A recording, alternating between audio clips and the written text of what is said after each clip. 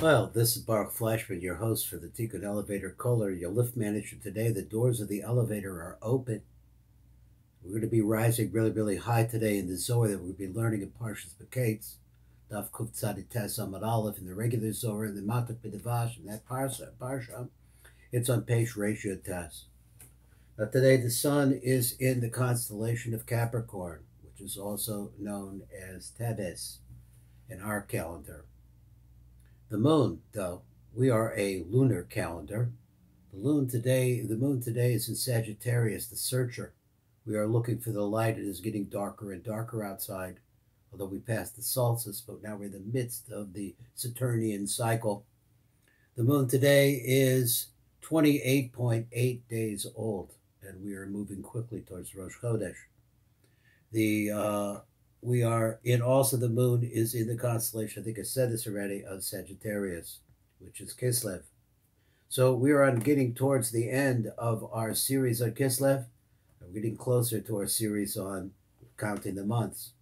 Now, looking at this little bit of Zohar that we have today, we have to kind of try to figure it out how it's working with Hanukkah.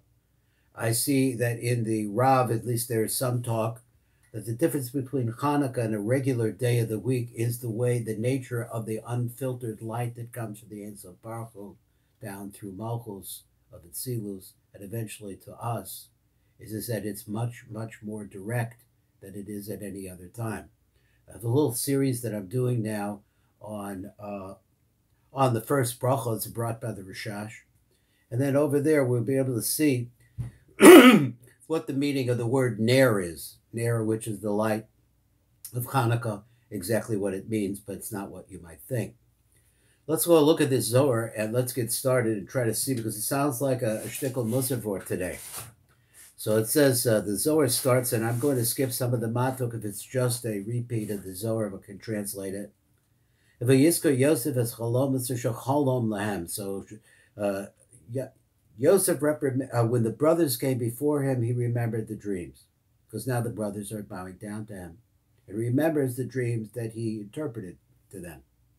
Rebbe Chia began the discussion and said as follows.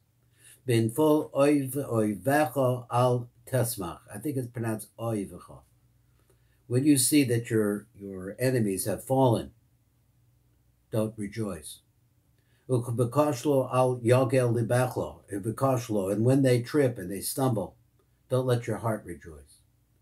Tochazi says like this: Kudsha b'richu avid le lebar nash de yizke de kova delay. Kodesh Baruch Hu created man that we should be able to absorb the great glory of Hashem Himself. So the l'shama kamed tadira, l'shamasha, and always be serving Him day and night. Going on in the Zohar. That's what he says. Begin the kucha berichu isra'e baba harayza tadir matok. The fisha kodesh baruch hu rotza, the Hashem wants, the chafetz, and he desires, believe in the Torah Tamid.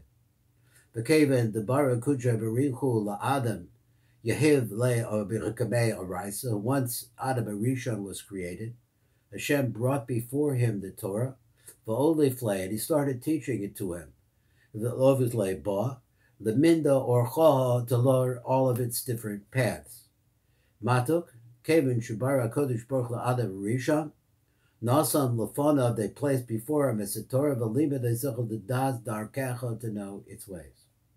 Minalan, so where do we know that Hashem brought the Torah to Adam Rishon? Dechsev Oz Ra'ah, because it says, then he saw.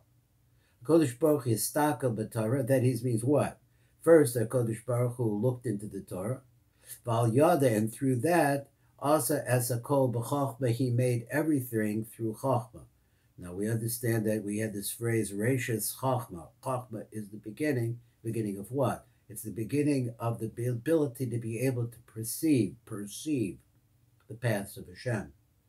Sapar Osioso, then he says, he quotes this pasuk from Eov.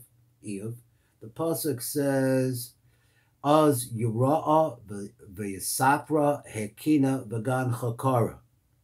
So let's see what these words are that the Zohar wants to bring us. He said v'Yisapra.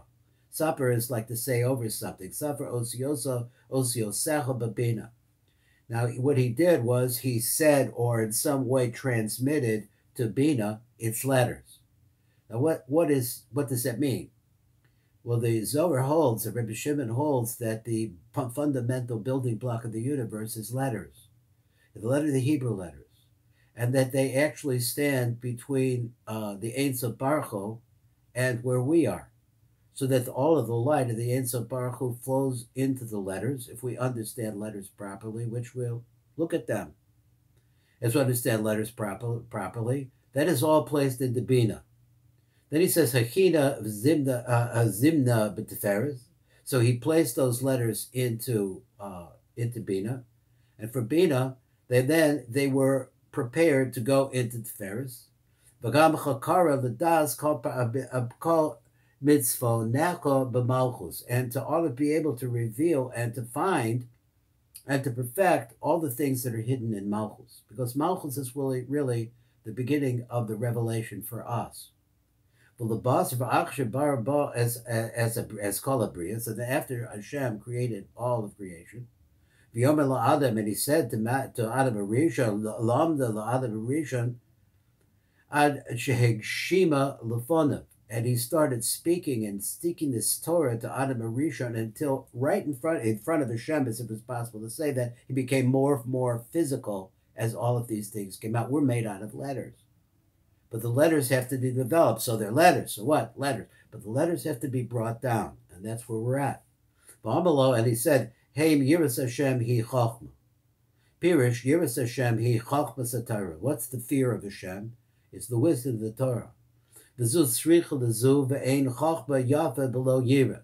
So they need each other. There's Yira and chochma have to go together.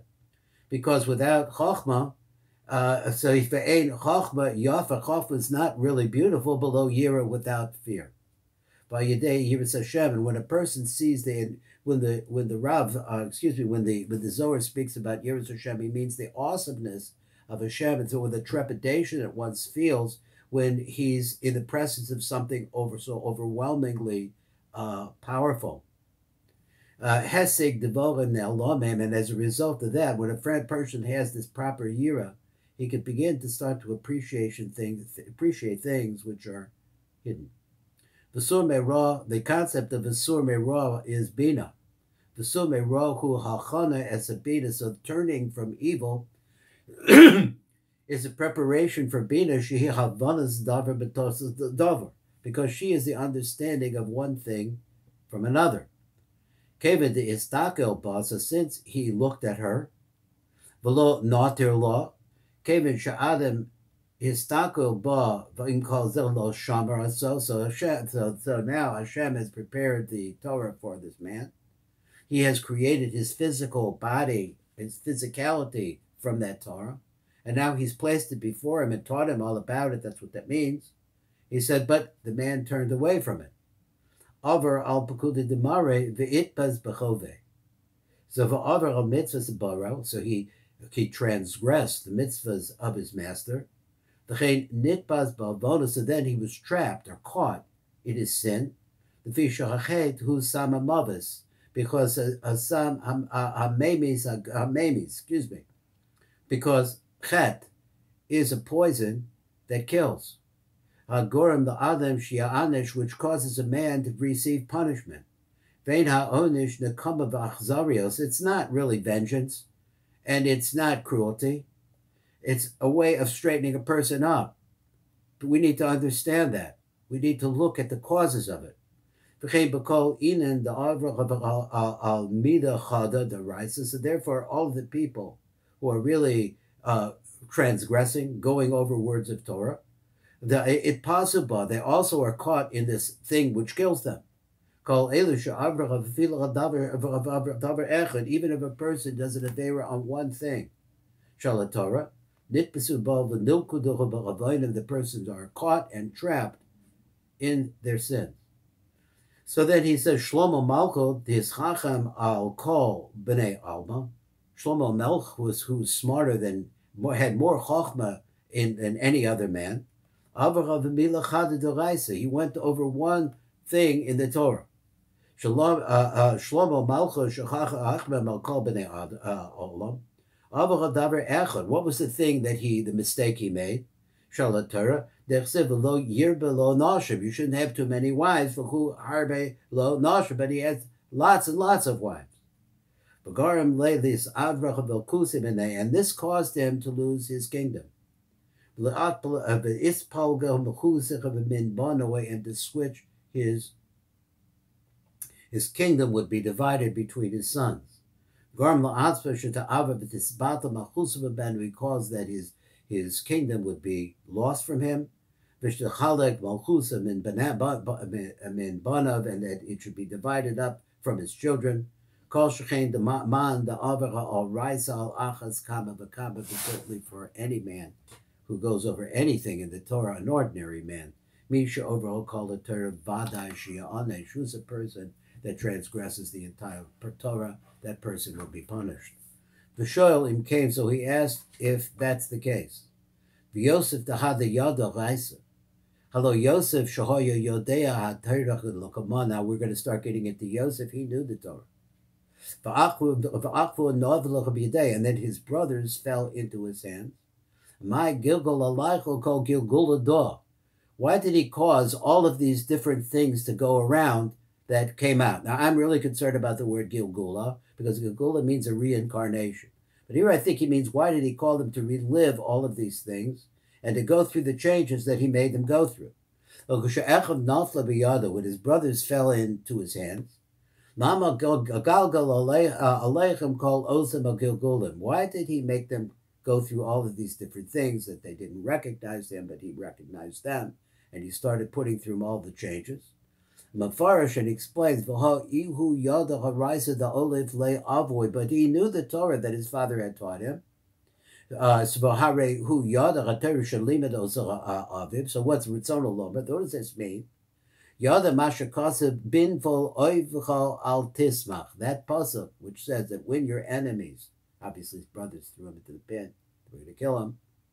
So he says whether that when you see that your enemies have fallen before you, don't rejoice. So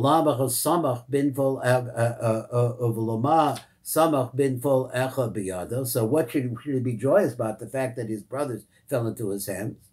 So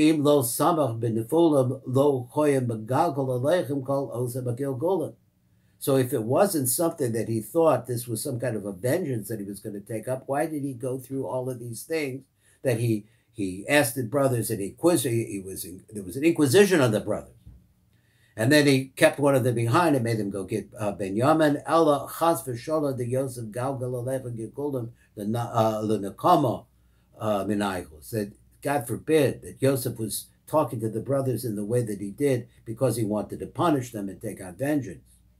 Ella called dalo aved ella la'isa elisa la'achuhu Benjamin, but everything he did was only for one purpose, and that was to bring his brother Benjamin lagabe de tiyuv terahave lagabe.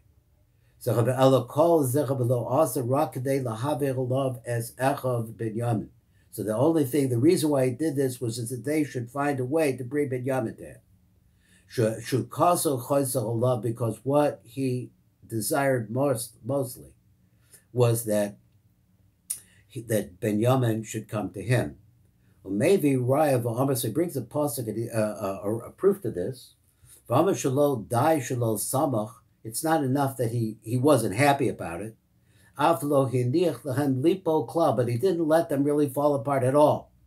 Because it says when you see that your enemy is falling before you, al tismach, don't be joyous about it. He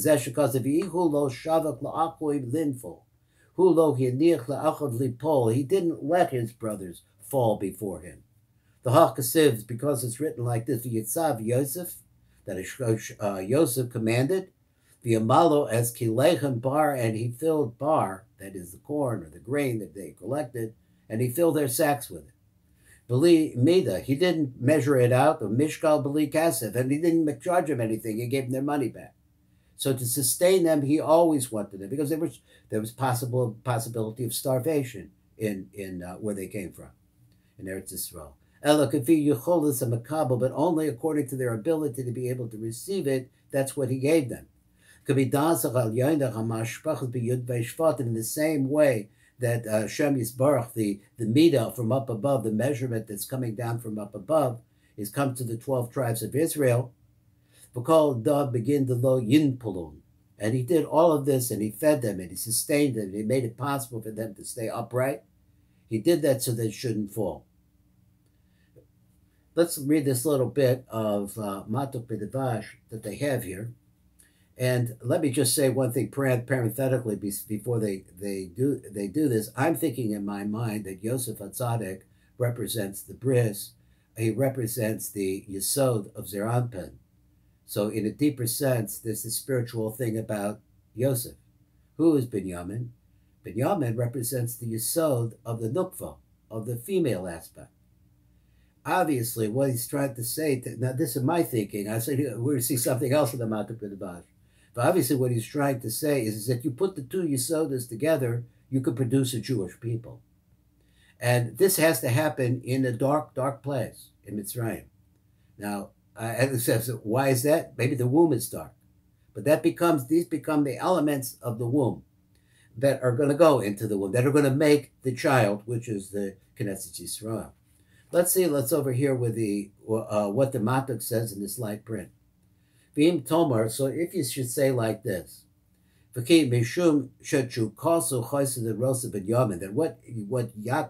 what Yosef really wanted here was that he should come together with Binyamin. He had to really put his brothers through so many changes and keep going after them. That Rosh Yosef, from the very beginning, he didn't want to hide himself, because he recognized them and they didn't recognize him. He wanted to reveal himself right away to them. Lo niten lo rishus min hashemayim, but Hashem kept him back. V'gam hem shemakuruchu lo zachal lahakiro. But they, who were the ones that sold him, they were not worthy to be able to recognize him. The king Gagol Hadavar Sheyava Binyamin. So therefore the whole thing rolled around, and over the course of time, as we're talking about the wheel of life, that it rolled around and Binyamin came. So he had nothing to do with the sale. Now understand this. They sold a 17-year-old boy into slavery. They could only imagine what happened to him after he went to slavery. And when they made something, everything started to balance itself out.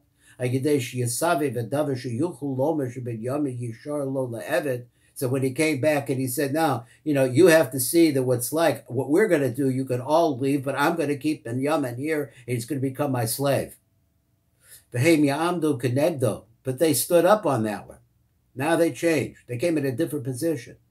They are going to protect Binyamin. Did I say Binyamin represents the Yesod of the female aspect of Zeranpin? And then they're going to do whatever they can to save Binyamin.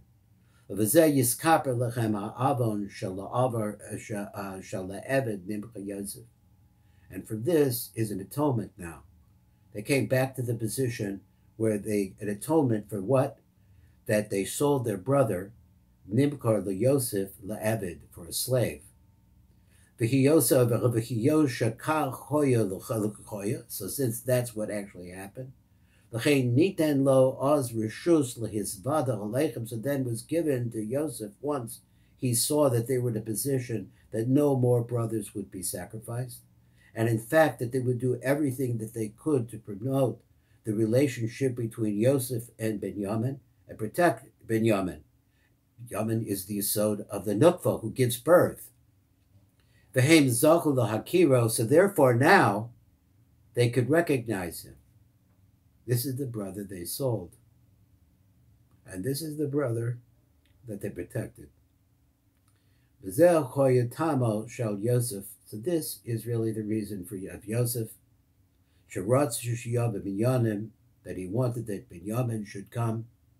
Ki bo choyatolui hadavar, because in Binyamin was really the ultimate thing that Yosef was looking for.